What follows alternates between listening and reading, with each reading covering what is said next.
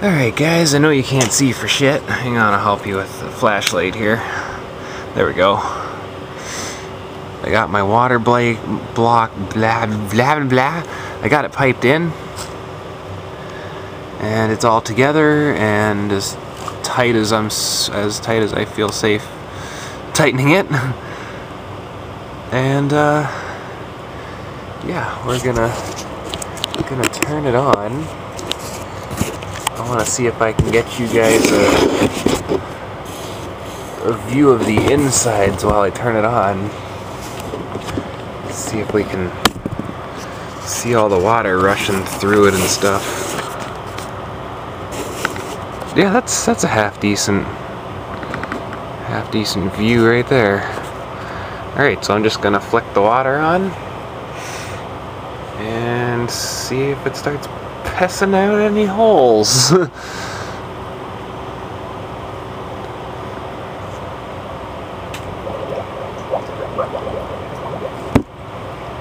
Just fell over.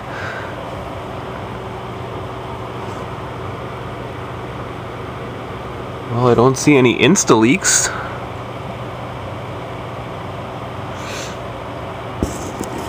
And I also have it sitting on a piece of cardboard because, as everybody knows, once cardboard gets wet, it like instantly changes color. So if there's even one drip, I see a color difference right there. If there's even one drip, it's gonna change color. So if it leaks even the slightest, I'm gonna know about it. But actually, guys, it's doing awesome. There's no leaks. There's no drips coming out. I don't see any water coming out from where my barbs are. And there's also there is a water bubble trapped at the very side of the water block. And there's another one on this side trapped at the very side back there. But like I said, this is just a test. It's actually going through one water block and then through another, so it's low pressure and there's probably a lot of resistance and all that stuff. But the huge barbs seem to be working out perfect. And as you can see, does not seem to be dripping or leaking. See if we can get a view of the back without me pulling the hose out of the bucket. There's the back. I do see something. Oh, it might be leaking.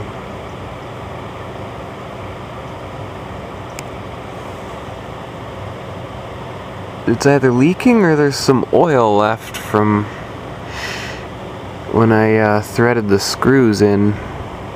So I put a shitload of oil in the screw holes to thread them into the copper. But I'll leave it on for a few hours, guys. And I'll probably wipe that. It's right on the round edge, right between the acrylic and the copper. I'll give it a wipe with a Kleenex.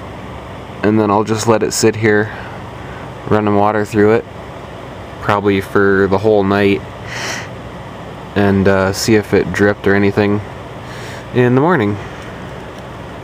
Or see if there's any evidence or, you know, wet spots or lines from where it's been dripping or something. Gotta check these things thoroughly, but I mean, even if it does leak a little bit, that's not bad for a first test. The top, I'm surprised how clear the top actually came out. Because I did this with a really violent Dremel bit, and you can actually see, you can see most of what's going on in there. I'm surprised. I did hit it up with a buffing wheel before I put it. That's what that green shit is in there. It looks like corrosion, but that's actually leftovers from the buffing wheel. And yeah, came out pretty good. Obviously, guys, I'm gonna cut it around the block, or at least make it a much smaller square. And then I'll probably throw it on my quad core, and I can finally have cold temperatures again, because this water block that I made a couple years ago, or last year, or 2 years ago, something like that, it works pretty good, but it can't cut it, not on a quad core. If it was a dually, it'd be fine. But with the quad, I'm still getting like 35, 40 with a water bucket that big and a 10,000 BTU rad, so there's no way that that water block's cutting it. With this one, I'd usually get under 30, and that was just before it started leaking. I was getting like 30, maybe 32 on load, and when I opened the block, it was damn near fully clogged with calcium. So I should get some pretty nice temperatures now that the block's full open, and it's got like clean, and it's got much bigger in and out pipes. I would show you a comparison, but I actually lost the aluminum top and the barbs in a friend's car, so yeah. I'm not even sure if I'm ever gonna see that top again, but I'm just glad that this top is working. And I also have a Danger Den MC TDX in the mail, because I wasn't sure if this block was actually gonna, you know, turn out and be usable. But looks like it's frigging awesome. So yeah, I will cut it out tomorrow on the probably on the skill saw. What douche? No, not jigsaw, scroll saw. That's it, scroll saw. Yeah, I'll take it all apart and cut out the plastic. Yeah, I'll have to take it apart, but then I'll cut out the plastic nice and clean as I can. Probably round it up a little bit with the Dremel, slap it all back together, and should be awesome. As you guys notice, I don't use zip ties. I always just pressure fit my hoses. I did get a new pump recently, 1600 liters per hour. If I was using that pump, I would have zip ties on it, because that's why there's zip ties on that one right now. Because I was running that pump and then realized it was just overkill and there was no point, so I went back to my 200 gallon instead of 400, cuts it in half, and the temps didn't drop at all, and the flow was a lot less violent, and obviously a lot less pressure on hoses and whatnot. But normally I just use a lot of friction fit hoses, like just hoses jammed inside other hoses. If you do it right, they'll never come out. Sometimes you need to use oil. I've noticed if you use engine oil on rubber to rubber connections, it will almost like permanently seal the connection. Like I can move the whole radiator with this hose. So that's how I do my friction fit connections. Like I said, most of my connections are friction fit.